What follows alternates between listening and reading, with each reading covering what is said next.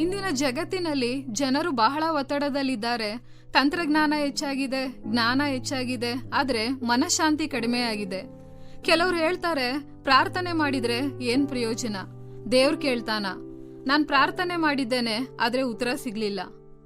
ಆದ್ರೆ ಫ್ರೆಂಡ್ಸ್, ಪ್ರಾರ್ಥನೆ ಹಳೆಯ ಪದ್ಧತಿಯಲ್ಲ, ಅದು ಜೀವಂತ ಸಂಬಂಧ. ಇಂದು ಕೂಡ ಪ್ರಾರ್ಥನೆ ಮಹತ್ವದಾಗಿದೆ. ಯಾಕಂದ್ರೆ ದೇವ್ರಿನ್ನೂ ಜೀವಂತವಾಗಿದ್ದಾನೆ, ಆತನಿನ್ನೂ ಕೇಳ್ತಾನೆ, ಆತನಿನ್ನೂ ಕಾರ್ಯ ಮಾಡ್ತಾನೆ. ಬೈಬಲ್ ಹೀಗೆ ಹೇಳ್ತದೆ, ಫಿಲಿಪಿ ಅವರಿಗೆ ಬರೆದ ಪತ್ರಿಕೆ 4ನೇ ಅಧ್ಯಾಯ 6ನೇ ವಚನ, ಯಾವ ಸಂಬಂಧವಾಗಿಯೂ ಚಿಂತೆ ಮಾಡದೆ ಸರ್ವ ವಿಷಯದಲ್ಲಿ ದೇವರ ಮುಂದೆ ಕೃತಜ್ಞತಾ ಸ್ತುತಿಯನ್ನು ಪ್ರಾರ್ಥನೆ ವಿಜ್ಞಾಪನೆಗಳನ್ನು ಮಾಡುತ್ತಾ ನಿಮಗೆ ಬೇಕಾದದ್ದನ್ನ ತಿಳಿಯಪಡಿಸಿರಿ. ಮೊದಲನೇದಾಗಿ, ಪ್ರಾರ್ಥನೆ ನಮ್ಮನ್ನ ದೇವರೊಂದಿಗೆ ಸಂಪರ್ಕಿಸುತ್ತದೆ.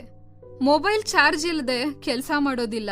ಹಾಗೆಯೇ ಆತ್ಮಿಕ ಜೀವನವೂ ಕೂಡ ದೇವರ ಸಂಪರ್ಕವಿಲ್ಲದೆ ಬಲವಾಗೋದಿಲ್ಲ.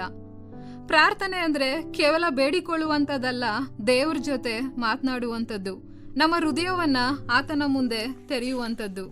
ಎರಡನೆಯದಾಗಿ, ಪ್ರಾರ್ಥನೆ ನಮ್ಮ ಭಾರವನ್ನ ದೇವರ ಬಳಿ ಇಡ್ತದೆ. ಬಹಳ ಜನರು ಹೊರಗೆ ನಗ್ತಾರೆ, ಆದ್ರೆ ಒಳಗೆ ಮುರಿದೋಗಿರ್ತಾರೆ.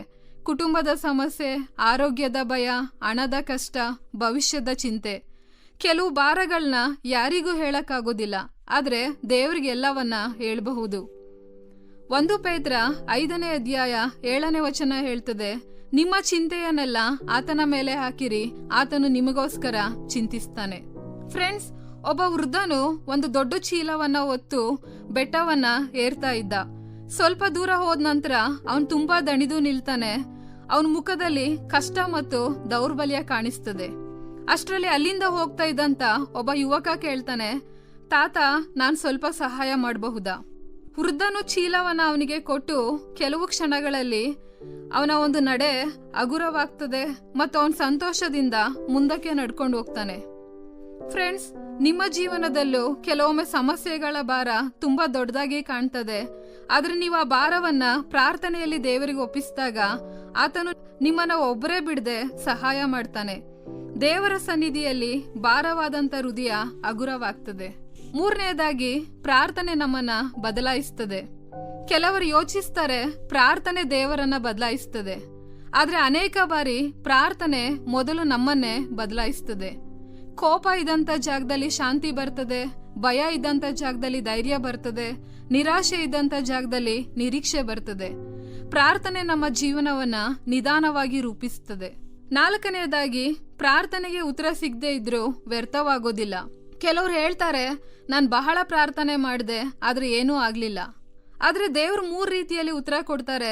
ಮೊದಲನೇದಾಗಿ, ಹೌದು, ಇಲ್ಲ, ಇನ್ನೂ ಕಾಯಿಸುವಂಥದ್ದು ಕೂಡ ದೇವರ ಉತ್ತರ ಕೂಡ. ಏಷಾಯನ ಪ್ರವಾದನೆ ಗ್ರಂಥ 40ನೇ ಅಧ್ಯಾಯ 31ನೇ ವಚನ ಹೇಳ್ತದೆ, ಯೆಹೋವನನ್ನ ನಿರೀಕ್ಷಿಸುವವರು ಹೊಸ ಬಲವನ್ನ ಹೊಂದುವರು. 5ನೇದಾಗಿ, ಯೇಸು ಕೂಡ ಪ್ರಾರ್ಥನೆ ಮಾಡಿದನು.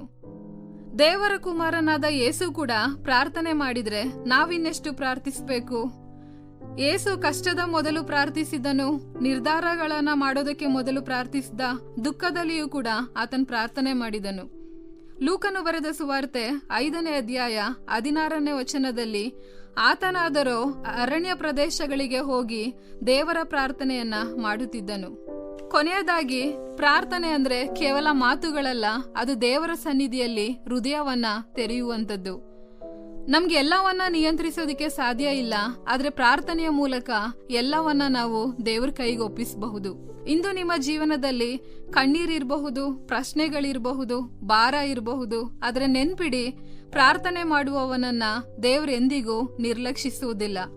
ಆದ್ರಿಂದ ಸೋತು ಹೋದಾಗ ಪ್ರಾರ್ಥಿಸಿ, ಭಯವಾದಾಗ ಪ್ರಾರ್ಥಿಸಿ, ಉತ್ತರ ತಡವಾದ್ರೂ ಪ್ರಾರ್ಥನೆಯನ್ನ ನಿಲ್ಲಿಸಬೇಡಿ. ಯಾಕಂದ್ರೆ ಪ್ರಾರ್ಥನೆ ದೇವರ ಹೃದಯವನ್ನ ತೆಗೆಯುವಂತ ಕೀಲಿಯಾಗಿದೆ. ಈ ಕಾರ್ಯಕ್ರಮದ ಬಗ್ಗೆ ನಿಮ್ಮ ಅಭಿಪ್ರಾಯ, ಸಲಹೆಗಳು ಹಾಗೂ ಯಾವುದೇ ಪ್ರಾರ್ಥನಾ ಮನವಿಗಳಿದ್ದಲ್ಲಿ ನಮ್ಮ ದೂರವಾಣಿ ಸಂಖ್ಯೆಗೆ ನೀವು ಕರೆ ಮಾಡಬಹುದು. ನಮ್ಮ ದೂರವಾಣಿ ಸಂಖ್ಯೆ 990-260-6453. ನಿಮ್ಮ ಅಭಿಪ್ರಾಯಗಳನ್ನು ಇಮೇಲ್ ಮೂಲಕವೂ ನಮಗೆ ತಿಳಿಸಬಹುದು. ನಮ್ಮ ಇಮೇಲ್ ID info@fibaonline.org. ವಂದನೆಗಳು.